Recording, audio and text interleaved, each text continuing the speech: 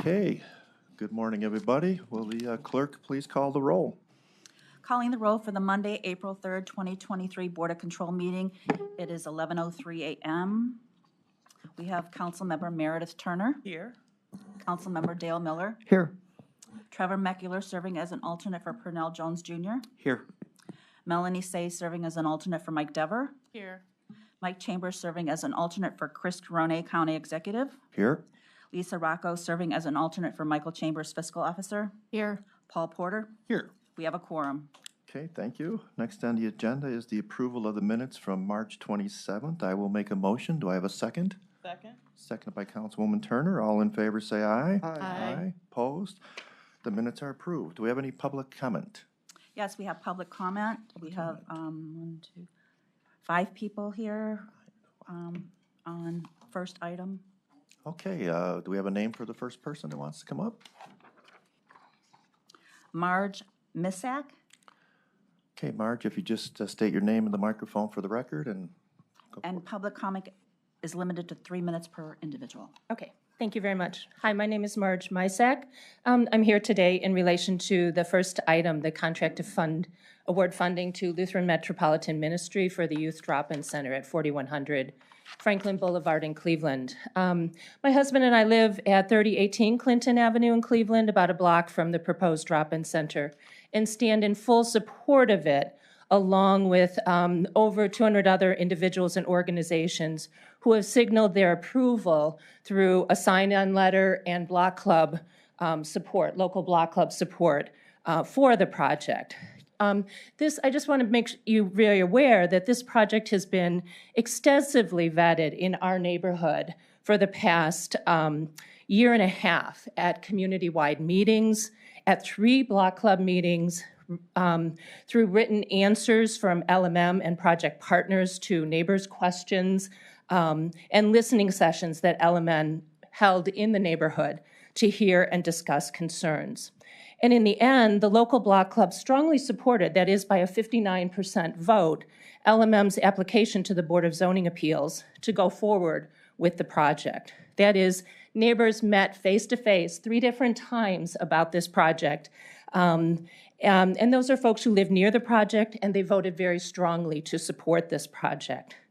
Then many neighbors who support this project, along with so many other organizations and individuals in the wider communities who support it, take our positions on it with a good knowledge of the potential impact of it on ourselves, our community, and our neighborhood.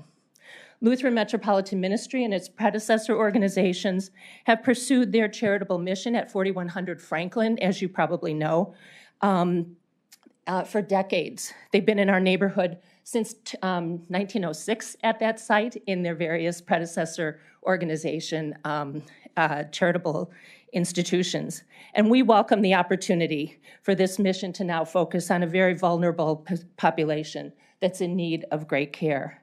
So I'm here today to really urge you as the Board of Control to listen to the continuing strong neighborhood support. You've heard from a very small minority of neighbors in opposition to this, but I want to let you know that there is very strong neighborhood support for this project and to do everything in your power to fund it going forward.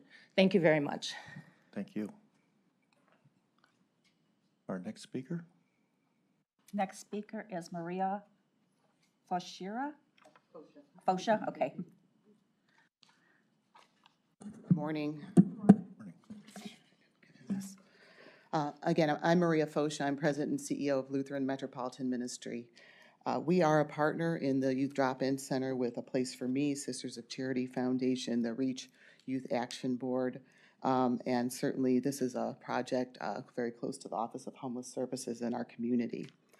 There's a lot of community support by other nonprofit partners. You may hear from those today.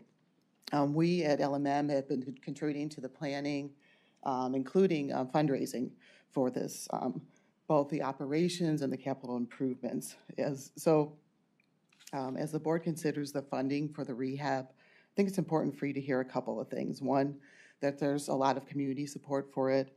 And secondly, there's a lot of private investment in this project. So the building rehab is estimated a little over $1.5 million.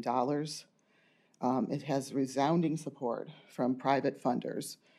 Individuals, corporations, foundations have lent over half the funds for this project.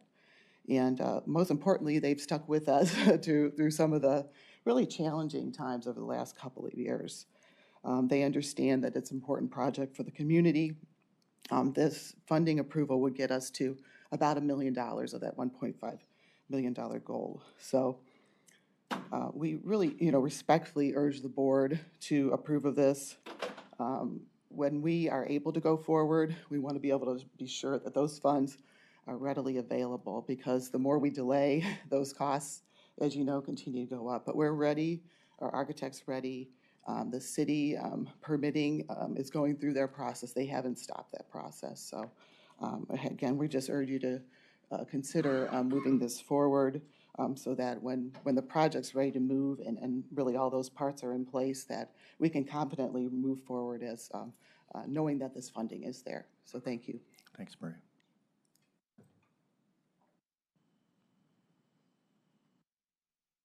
Next person is Molly Martin.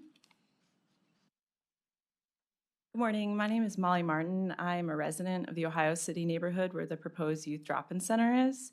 I also work with the Northeast Ohio Coalition for the Homeless, and over the last year and a half, I've had the privilege of working with a few young adults with lived experience of homelessness, some of whom are here today, who have been a really important partners to help shape what the youth drop-in center would be. I know that this board isn't typically hearing public comment, and I know a lot of the process right now is after the Board of Zoning Appeals and through the Court of Common Pleas. But I think the question that I offer to this group and part of my motivation for attending today is that over the last 2 years, I've been following a lot of the use of the American Rescue Plan Act and have been really encouraged that the Youth Drop-In Center is a really meaningful investment in our county's strategy to end youth homelessness, and this is helping shape how we address youth homelessness in our county moving forward.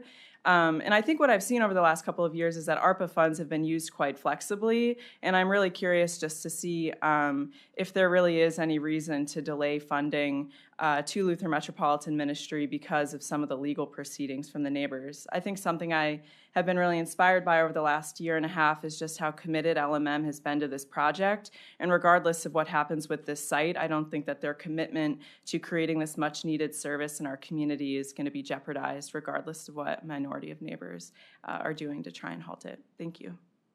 Thank you. Next person is Hannah Gates. Morning, it's Hannah, but Hannah, that's okay, okay. No worries.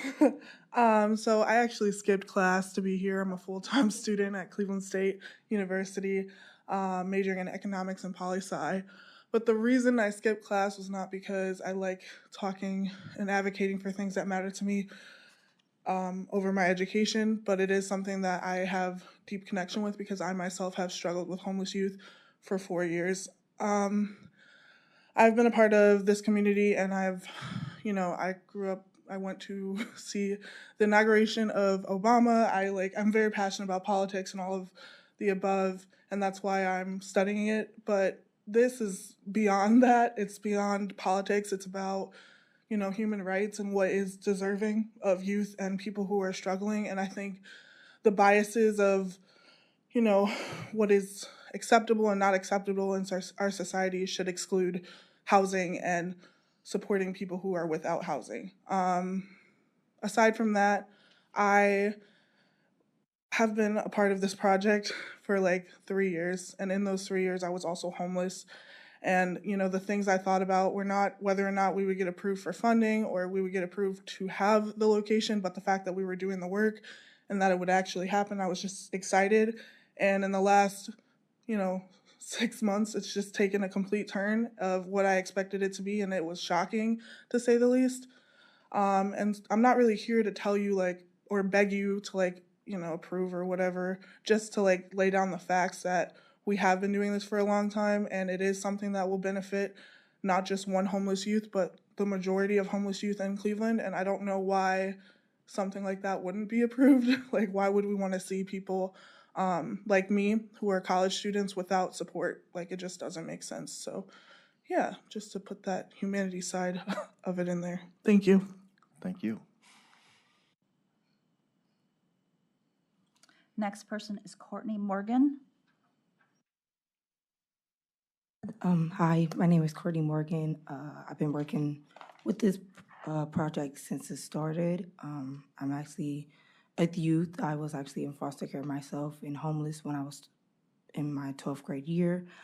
I'm just struggling right now because I feel like this is something me and other young people are really, really passionate about. And even though it's been hard going through these listening sessions and hearing what the neighbors have to say, even when we shared our stories and stuff like that, that they really don't really care for them and stuff like that. I just feel like I don't want to keep seeing my sisters and brothers and people that I'm friends with in foster care just outside with nothing, no resources, no help, just imagine if this was like your niece, your son, your daughter in foster care that needed support, that needed something, and they couldn't get it because of some people around don't like the program or don't accept it because it's in their backyard. Like, I feel like everybody should have an opportunity just like everybody else. Everybody else goes home and eat and have clothes, and that's something that I didn't have for a while when I was even in foster care. So just having that today and being privileged to be on the other side and help them and show them like, hey, like I graduated college and I have my own place now, but I still struggle and I still ask for help. And I feel like the drop-in center will definitely fill in those gaps. And hopefully this project does go through so I can help them too. Thank you. Thank you.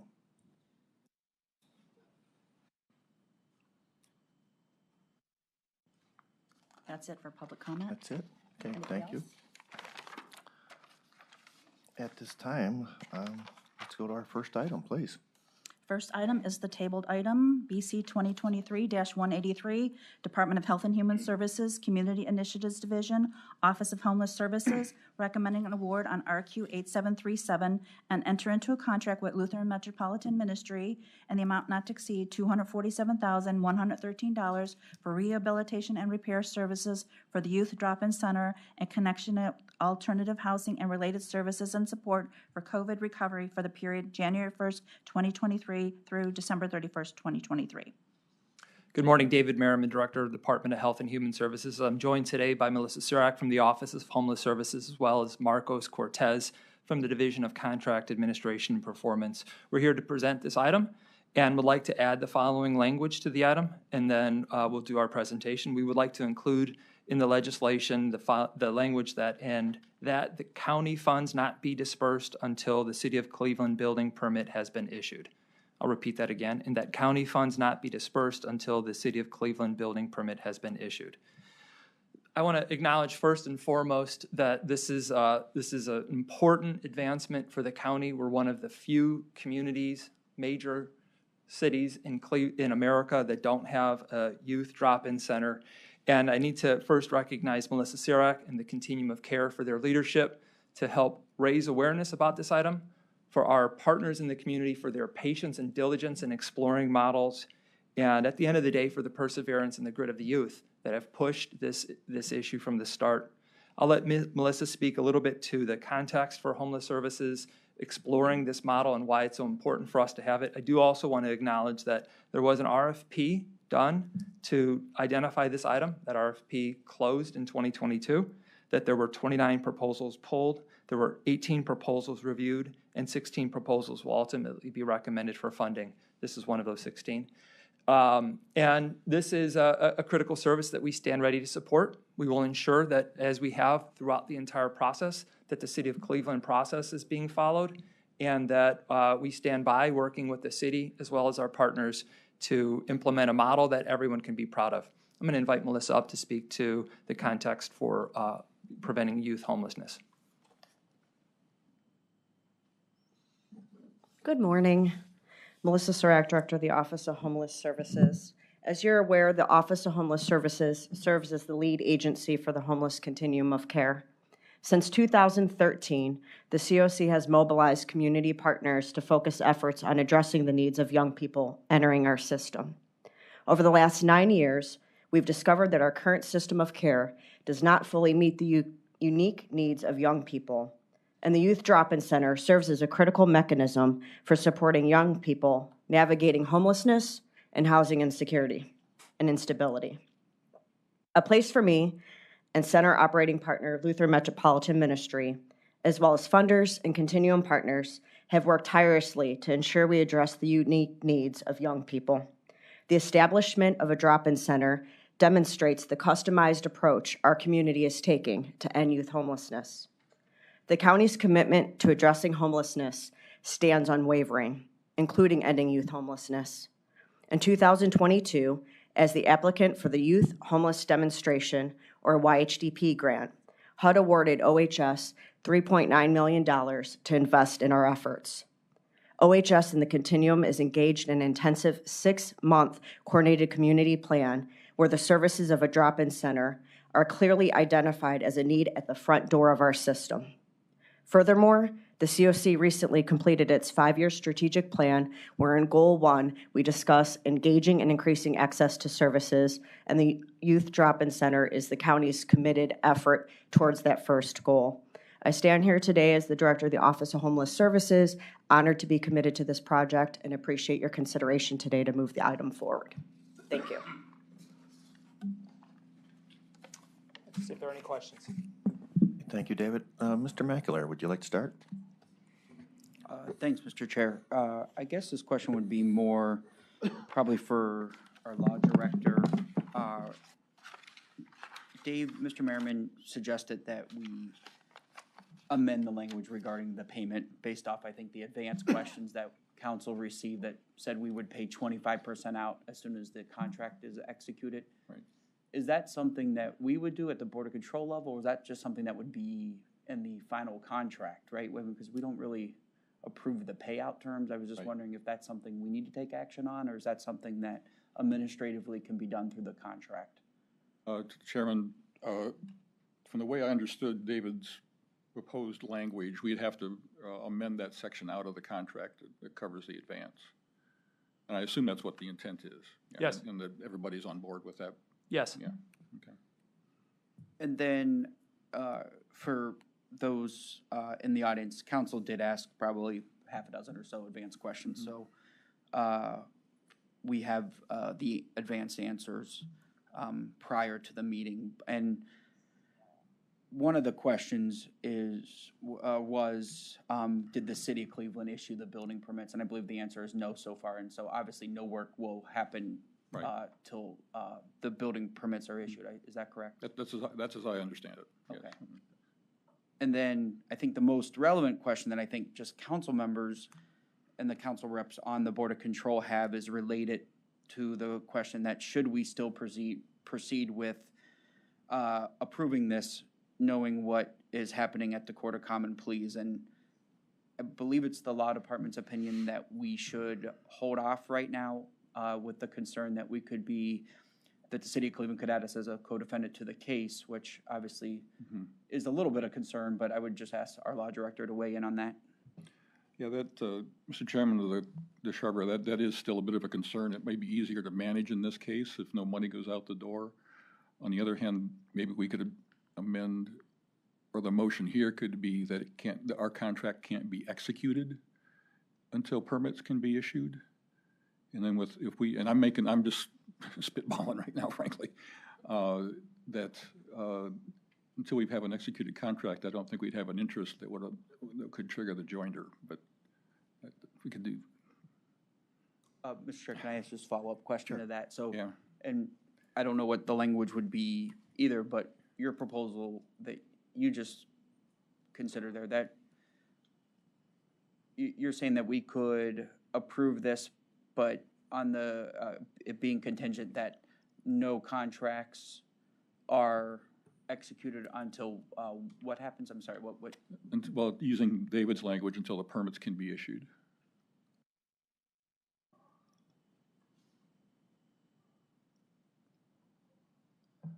Okay, I guess then I don't see much of a difference on holding this item until we know the permits can be issued or doing that. I guess I just don't really see much of a difference because we meet every Monday. I think council's been clear. I know the chair of the Health and Human Services Committee, she's fully supportive of this. The council president, who I represent on the Board of Control, is fully supportive of it. I just, in discussion with the council members, are just concerned about the pending legality. It has nothing to do with the project.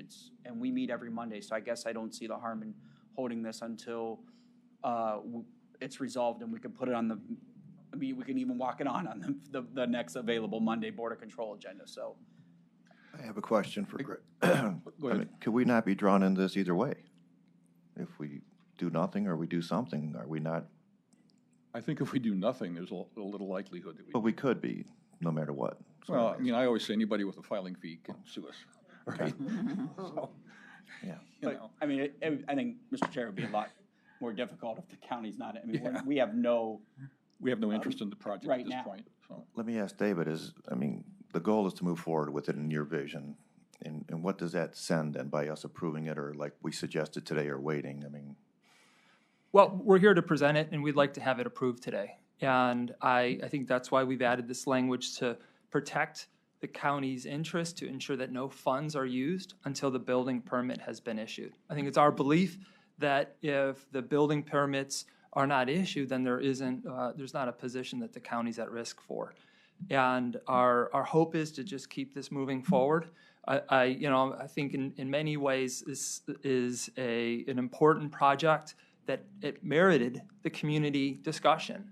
And I just need to acknowledge we worked with the city of Cleveland to move through their process, both at the block club level, at a community meeting, a broad community meeting, and at the Board of Zoning Appeals. And so we followed local government process all the way through. And as a result of the support we received from that, we've brought this item forward. And we'd ask for it to be approved with the amended language. And Dave, no one's questioning that. I mean, I think everyone agrees up to that point, but then something happened after that. And that's why, I mean, there's a court order right now to say this project cannot happen. Well, and I think what we would say is that, and we are also saying that we won't expend our funds until that matter's been resolved. Mr. Chairman? Councilman, please.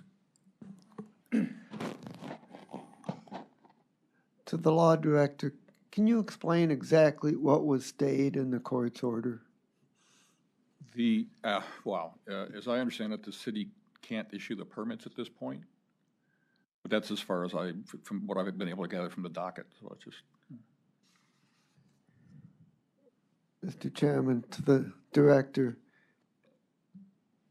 is there a possible scenario where the stay is lifted, the city issues the permits, and then new litigation is filed saying the city should not have issued those permits, and then we go into another round of litigation, or would lifting the stay mean that the project is in the clear? Mr. Chairman, any decision like that could always be appealed, so it could just keep going. Mm-hmm.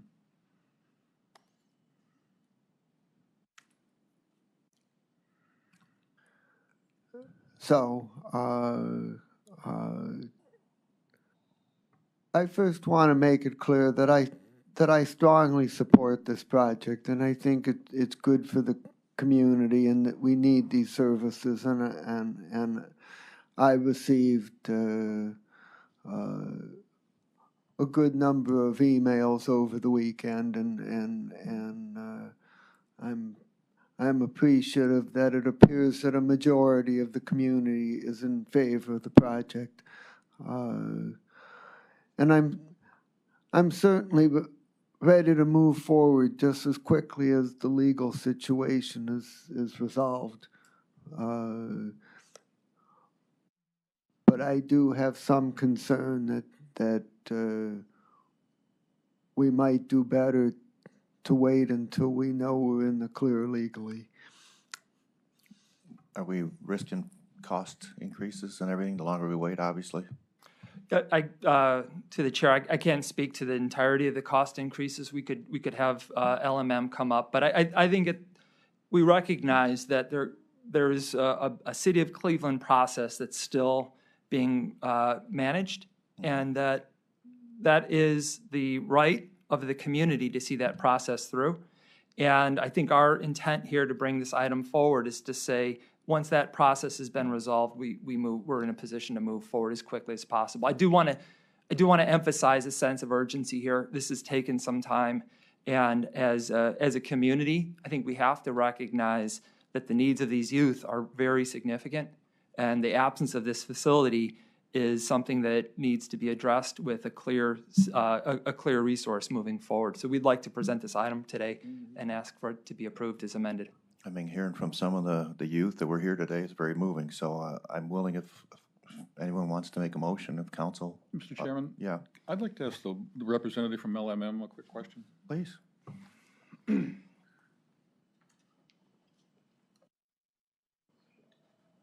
Thank you. Is the other funding that you've got lined up for this contingent on our contract being signed? I wouldn't say it that way. We have funding committed. I think my presentation was just to put forward that, we have $750,000 plus committed by private sector, individuals, corporations, and foundations. So Okay. what's contingent is, green lighting a project, knowing that we have enough dollars to go forward, Right. responsibly. And so this kind of puts us over the $1 million mark. And then we have a lot of asks out to get us to that 1.5. So it's helps us get this Yeah. project to the finish line, frankly. Okay, thank you.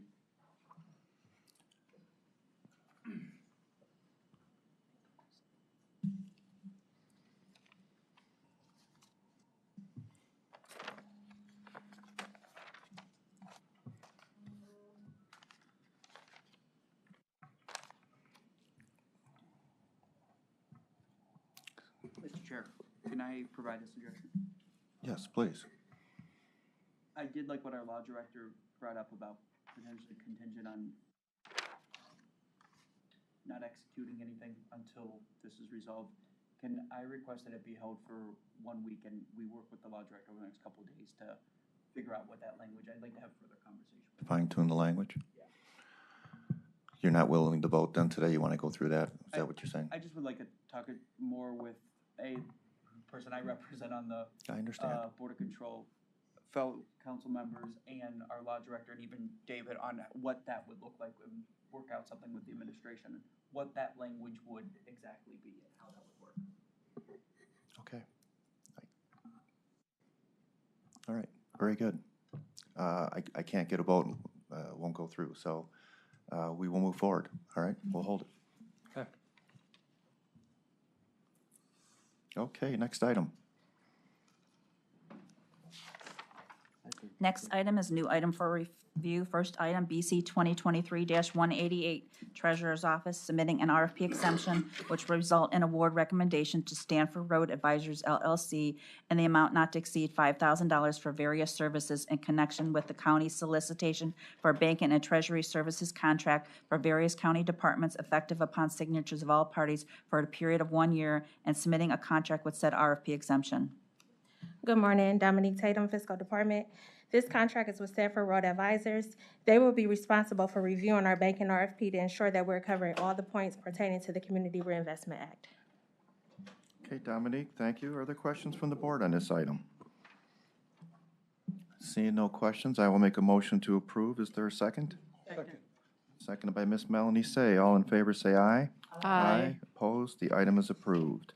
Next item. Next item, BC 2023-189, correcting to read, Department of Information Technology submitting an amendment to a contract with One Spark LLC for staff augmentation services for the Enterprise Resource Planning System for the period December 5th, 2022 through May 5th, 2023, to extend the time period to December 31st, 2023, to expand the scope of services, to add an Infor Global Human Resource GHR consultant effective March 30th, 2023, and for additional funds in the amount not to exceed $99,000.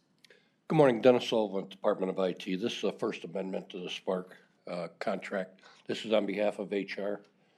They have new modules coming into the ERP system, and this staff augmentation will bring subject matter expert to work with their people, and this goes out to the end of the year, so it is additional scope, it's additional services, and additional dollars. Thank you, Dennis. Are there questions from the board? Councilman? Yes, I have a question, and the question is, do you anticipate that by the end of the year that our staff consultants that we're hiring here will sufficiently train our regular staff on these processes so that we'll be able to do it in-house in the future and will not have to extend this contract? Dale, Councilman Miller, I couldn't possibly answer that question. I have no idea who the actual staff person's going to be, and I don't know who they're going to work with in the HR department. So the complexity of the modules that are being added, I don't have direct knowledge of that either. I know it was one of the advanced questions, and they said they foresee it taken to the end of the year, but you were asking, no guarantee. Yep, Jeremy Meal, Department of IT. The specific modules to build the training in the statement of work is to build that training, build that employee knowledge base. So it's every intention to make sure that that we don't need additional service for this statement of work that they're working on. But there are going to be new integrations. There's going to be enhancements and optimizations. They're always going to probably take external entities. And that's going to be in behalf on the business needs as well as the availability of support that IT can provide the business units. If that's HR now, it might be fiscal later. Okay, thank you. Thank you. Any additional questions? Seeing none, I will make a motion to approve the item as amended. Is there a second? Second. All in favor, say aye. Aye. Opposed? The item is approved. Next Thank item. Next item, BC 2023-190, Office of Innovation and Performance, submitting an RFP exemption, which will result in award recommendation to Greater Cleveland Neighborhood Centers Association as fiscal agent for Unbail in the amount not to exceed $25,000 in support of a pilot project being conducted by Unbail with defendants who have active cases in the Cuyahoga County Court of Common Pleas, effective upon signatures of all parties for a period of 1 year, and submitting a grant agreement with said RFP exemption. Good morning, Dale Armbruster, Innovation and Performance. This project is with Unbail so that they can create an app that will allow defendants to have readily available information in an easily accessible, easily understandable way. So pulling that publicly available data and basically helping defendants understand what's next for them. The goal is to reduce court appearance no-shows, and this pilot specifically is going to help Unbail fully develop the app and test it with a group of defendants and get real user feedback so that they can improve the app as it goes out for wider use. Okay, thank you, Dale. Are there questions from the board? Yes. Do we anticipate that this program will enable defendants to make bail more quickly, or do we simply expect that it'll help them to better know what's coming down the pike, but it won't particularly impact the trajectory of their cases? My understanding is that it's primarily at this point helping with that knowledge base. But you know, this is another project that's been worked on in concert with the Bail Project and other groups. This dates back to 2018, trying to inject technology into this process and make it easier for defendants. So I can follow up on that with Catherine for you, but I don't have a direct answer right now. Okay, thank you. Are there additional questions? Seeing none, I will make a motion to approve the item. Is there a second? Second. Seconded by Councilwoman Turner. All in favor, say aye. Aye. Opposed? The item is approved. Next item. Next item, BC 2023-191, Court of Common Pleas, Juvenile Court Division, submitting amendment to a master contract with various providers for drug screening and testing services for the period February 1st, 2021 through January 31st, 2023, to extend the time period to December 31st, 2024, to change the terms of Exhibit A pricing schedule effective February 1st, 2023, and for additional funds in the amount not to exceed $50,000, with Redwood Toxicology Laboratory Incorporated in the amount not to exceed $40,000, with Safety Controls Technology Incorporated in the amount not to exceed $10,000. Good morning, Sharon Allen, Juvenile Court, here to present the Master Contract Amendment for drug screening and testing services with various vendors. Again, to extend the time period of the contract from January 31st, 2023 to December 24, and increase the funds of $50,000, and replace the unit rate table for Exhibit A with attached Abbott pricing. And in Abbott's fee structure, certain services were removed and replaced. The fees were added to account for problem specimens and service charges, and increase the processing time and costs. Thank you. Are there questions from the board? Seeing no questions, I will make a motion to approve the item. Do I have a second? Second. Seconded by Ms. Lisa Rocco. All in favor, say aye. Aye. Opposed? The item is approved. Next item. Next item, BC 2023-192, Court of Common Pleas, Juvenile Court Division, submitting an amendment to a contract with Kronos Incorporated for maintenance and software support services on the Comprehensive Human Resources Management System for the period April 1st, 2017 through March 31st, 2023, to extend the time period to March 31st, 2024, and for additional funds in the amount not to exceed $44,055.32. Good morning, Tara Brown, Juvenile Court. Again, this is our amendment for our Human Resource Management System. This is the 8th amendment. In 2019, the court released an RFP, but at the time, no other vendors met the specifications. And now the vendor is discontinuing the system that we currently use. So this amendment will allow us to continue services until the end of life while we finalize an RFP for services to begin in 2024. I believe you're starting now, I hope. Yes. Okay, good. Are there questions from the board? Seeing no questions, I will make a motion to approve the item. Is there a second? Second. Seconded by Ms. Lisa Rocco. All in favor say aye. Aye.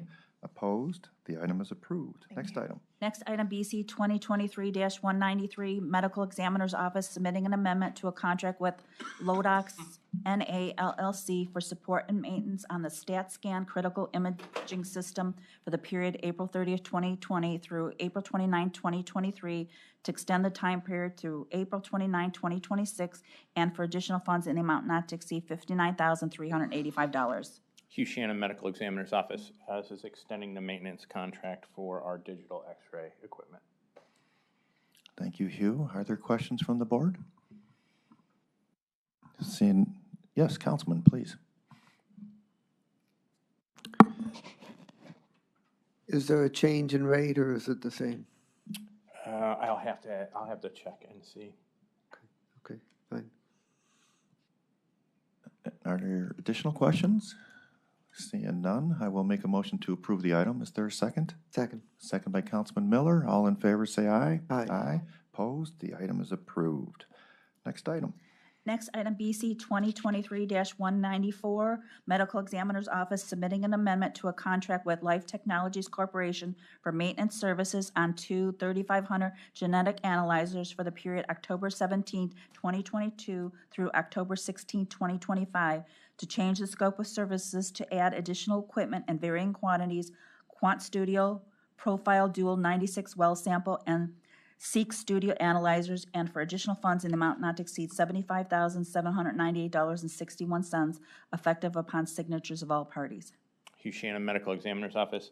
So this is adding two new analyzers that are going to be coming off of their warranty period, to add them to the maintenance contract that we have for the other analyzers in the DNA lab. And again, I'll check, Councilman, on the rates, but I believe this is in line with what was already proposed. Okay, Hugh, thank you again. Questions from the board? Seeing no questions, I will make a motion to approve. Is there a second? Second. Second by Mr. Paul Porter. All in favor say aye. Aye. Opposed? The item is approved. Next item. Next item, BC 2023-195, Department of Public Safety and Justice Services, on behalf of the Local Emergency Planning Committee, requesting authority to apply for grant funds to U.S. Department of Transportation, Pipeline, and Hazardous Materials Safety Administration, and the amount not to exceed $34,500 for the fiscal year 2022 Hazardous Materials Emergency Preparedness Grant Program, Year 2, for the period October 1st, 2023 through September 30th, 2024. Good morning, Mary Beth Vaughn from Public Safety, and these grant dollars will be used for travel and training. Specifically, it will allow up to 3 members of the Local Emergency Planning Committee, as well as 20 members of the regional hazmat teams, to attend one of 7 training sessions or conferences. Thank you, Mary Beth. Are there questions? Seeing none, I will make a motion to approve. Is there a second? Second. Seconded by Ms. Melanie Say. All in favor say aye. Aye. Opposed? Thank you. Items approved. Next item? Yep. Sorry. Next item, BC 2023-196, correcting to read. Will be corrected to read the funding source after I read the caption. Department of Health and Human Services, Cuyahoga County Job and Family Services, submitting an amendment to contract with U.S. Together Incorporated for interpretation and translation services for various county agencies for the period March 1st, 2021 through February 28, 2023, to extend the time period to February 29, 2024, to change the terms effective March 1st, 2023, and for additional funds in the amount not to exceed $356,000.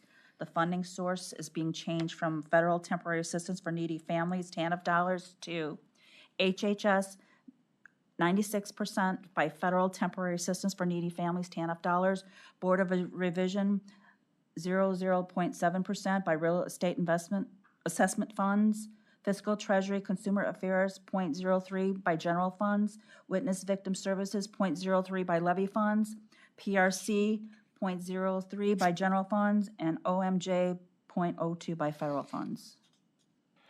Good morning, Marcos Cortez with HHS on behalf of Jobs and Family Services. Again, us together will provide interpretation and translation services for limited English proficient individuals and families served by Cuyahoga County. Interpretation will be available in more than 180 languages for regularly scheduled customers, unscheduled walk-ins, and emergency situations. I just have a quick question. Yeah. Those different percentages are just based on historical or just curious how you... I will ask Christian Tobin, who's... Ballpark, yeah. Christian's been a long-time program manager for this service, so she would have more knowledge about the funding. Thank you. Good morning, everyone. Christian Tobin with the Division of Contract Administration and Performance. Those are varying contributing agencies, so they're funding so that they can participate and access the services. Okay. And to follow up on that, why was it originally listed as funded entirely from TANF? Well, the process that we, the process that we used to use was based on the chargeback concept. So the funding originally came from the TANF funding paid by HHS, because we've pretty much managed this contract since about 2015 in order to be compliant with the federal regulation and Title VI of the Civil Rights Act of 1964. And so in our responsibility to maintain the services and have them available for both interpretation and translation services, we made that commitment to have the contract, and then other agencies who were accessing it would then be charged back the funds, and all of that happened behind the scenes. So when our staff originally prepared it, we did it based on that concept, but in recent changes, we had to understand that now the invoices are being sent directly to those contributing and participating agencies. Okay, fine. Thank you. Quick question. Can you clarify PRC as Public Personnel Review Commission? Is that correct? Yes, that is correct. Yes. And OMJ? Ohio Means Jobs. Okay, thank you. Okay, seeing no further, oh, Mr. Mackler, sorry. Just to confirm, so 96.35% is paid for out of TANF dollars, is that right? I just want to... Yeah, that is correct. A majority, I believe, the customers are used DCFS and JFS. Yeah, I think we used it one time at a council meeting too. So yeah, makes sense, yeah. Okay. Seeing no additional questions, I will make a motion to approve. Is there a second? Seconded by Councilwoman Turner. All in favor say aye. Aye. Opposed? The item is approved as amended. Next item. Next item, BC 2023-197, Department of Health and Human Services, Community Initiatives Division, Office of Homeless Services, recommending an award on RQ 8737 and enter into a contract with YMCA Greater Cleveland in the amount not to exceed $313,922 for shelter and treatment services in connection with alternative housing and related services and support for COVID recovery for the period January 1st, 2023 through December 31st, 2023. Good morning again, Marcos Cortez with Health and Human Services on behalf of the Office of Homeless Services. This contract with the YMCA is for services only. This is actually related to another contract with ARPA funding that will be submitted to County Council, I believe, at the next full meeting. And the YMCA is proposing to lease and rehabilitate and furnish rooms at the CMHA Carl B. Stokes Mall in order to provide temporary housing and services to 24 women experiencing homelessness who face especially high barriers to housing. So this contract is a companion to that to provide the services at that new facility. And the reason why we actually have two separate contracts is when we did these ARPA contracts, we decided to separate them from construction, rehabilitation, and services. So anything with a service was separated from construction and rehabilitation. Thank you, Marcos. Questions from the board? Seeing none, I will make a motion to approve. Is there a second? Seconded by Mr. McAleer. All in favor to approve, say aye. Aye. Opposed? The item is approved. Thank you. Moving on to consent agenda. Consent agenda items are number BC 2023-198 through BC 2023-200. Okay, board members, this is just a couple items here.